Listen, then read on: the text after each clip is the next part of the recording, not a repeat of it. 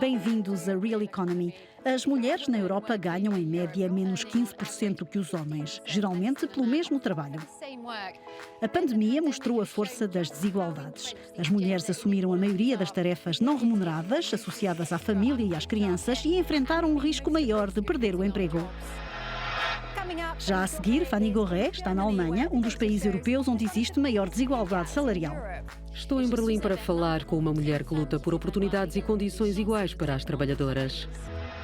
Mas antes, um resumo sobre a forma como as mulheres são penalizadas. Por cada euro ganho por um homem, uma mulher ganha em média 86 cêntimos. Por que razão? Porque as mulheres passam mais tempo a ocupar-se dos filhos, o que as obriga a trabalhar menos horas no emprego. Um terço das mulheres europeias trabalha a tempo parcial. No caso dos homens, essa percentagem é de apenas 8%. Tudo isso dificulta a progressão das carreiras das mulheres. Há mais mulheres em setores onde a remuneração é mais baixa. Nos cargos de topo, a diferença de remuneração é de 23% e apenas 10% dos presidentes de grandes empresas são mulheres. Todos estes fatores combinados têm consequências. As pensões das mulheres são inferiores em 30% às dos homens. O chamado Pilar Europeu dos Direitos Sociais inclui a igualdade de género. Para ajudar a eliminar as desigualdades, a Comissão Europeia quer favorecer a transparência e obrigar as empresas a tornar pública a informação sobre os salários. O pilar dos direitos sociais inclui também o equilíbrio entre a vida profissional e a vida privada, como o direito a uma licença parental e a condições de trabalho mais flexíveis.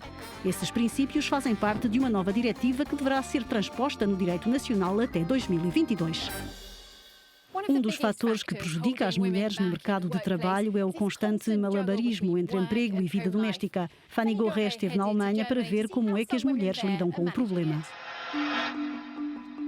Na Alemanha ainda há um longo caminho a percorrer em matéria de igualdade homem-mulher. Que lugar ocupam as mulheres no mercado de trabalho na Alemanha? A Euronews esteve em Berlim para falar com a advogada Nadine Plen, que representa mulheres que têm empregos precários na indústria hoteleira e na restauração.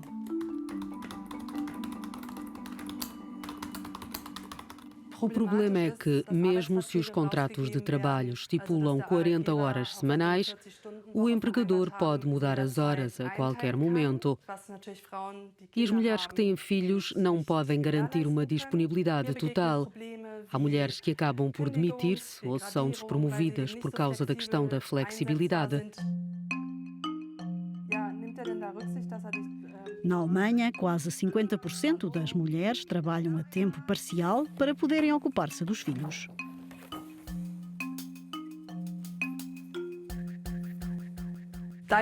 Tenho 2 filhos e tenho que cuidar deles porque não tenho família em Berlim que me possa ajudar. Eu preferia trabalhar a tempo inteiro, mas isso não é compatível com a creche, porque os horários da creche e os horários da escola nem sempre correspondem ao meu horário de trabalho.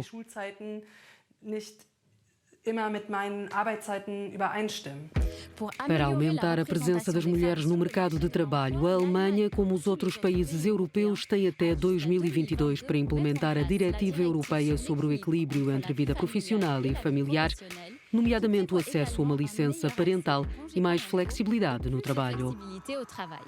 Para a economista Katarina Vrolich, é preciso eliminar os obstáculos de carreira para os homens e mulheres com responsabilidades parentais.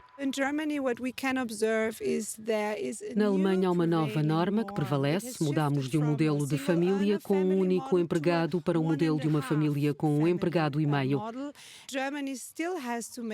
A Alemanha ainda tem que fazer muito para melhorar o acesso e a qualidade e os horários de funcionamento das creches. Há também áreas em que a Alemanha progrediu ao nível da igualdade.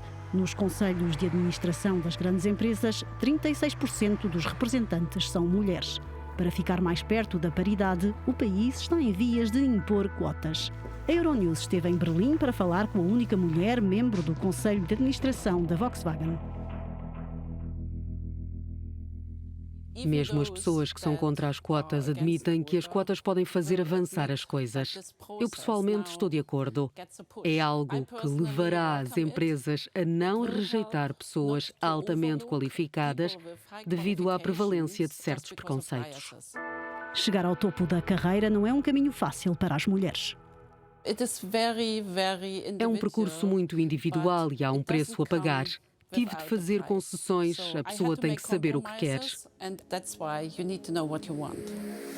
O objetivo das novas medidas é criar condições para que no futuro seja possível chegar ao topo sem sacrificar a família. Em que situação se encontram os países europeus em relação ao chamado telhado de vidro? Ao ritmo atual, as diferenças salariais entre mulheres e homens na Alemanha só deverão desaparecer no próximo século e daqui a 1000 anos em França. Alguns países querem salários iguais ainda nesta década. É o caso da Bélgica. Estou em Bruxelas para falar com Esther Lynch, secretária-geral adjunta da Confederação Europeia de Sindicatos. O que queremos são leis melhores sobre o trabalho de igual valor. Um exemplo, falei com um sindicato de uma empresa na semana passada. Disseram-me que o responsável de compras ganhava mais 30% que o responsável dos recursos humanos. Quando se olha para o conteúdo das duas funções, vemos que não há diferenças ao nível das competências, do nível de formação e de responsabilidade. Mas, claro, na prática, o responsável dos recursos humanos era uma mulher e o de compras era um homem. De um lado, uma pessoa de um setor predominantemente feminino e do outro, uma pessoa de um setor predominantemente masculino. Pensa que a diretiva sobre transparência salarial poderá ser uma ajuda? Grande parte das disparidades salariais tem a ver com o trabalho realizado maioritariamente por mulheres, o que é visto como uma justificação para pagar salários mais baixos às mulheres. Para nós, uma das prioridades ao nível da nova diretiva é pôr fim ao sigilo salarial. Trata-se de uma medida extremamente importante, porque muitas vezes as mulheres trabalham ao lado de colegas muitas vezes durante décadas e pensam que recebem um salário igual e um dia descobrem, às vezes no momento da reforma ou por causa de uma notícia, que a outra pessoa, apesar de fazer o mesmo trabalho, recebe muito mais. Outro elemento importante é proibir as cláusulas de sigilo salarial nos contratos de trabalho. A Bélgica é um dos países da Europa que lidera os esforços de redução das desigualdades salariais. Por que é que a Bélgica se destaca?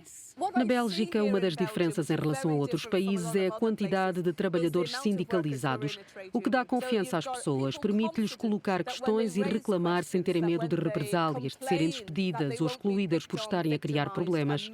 Uma das coisas que a diretiva terá de garantir é uma forma de proteção, em vez de partir do princípio que basta ter acesso à informação sobre os salários para que os trabalhadores usem essa informação para pedir igualdade salarial. Nessa matéria, tem de haver uma proteção elevada para os trabalhadores.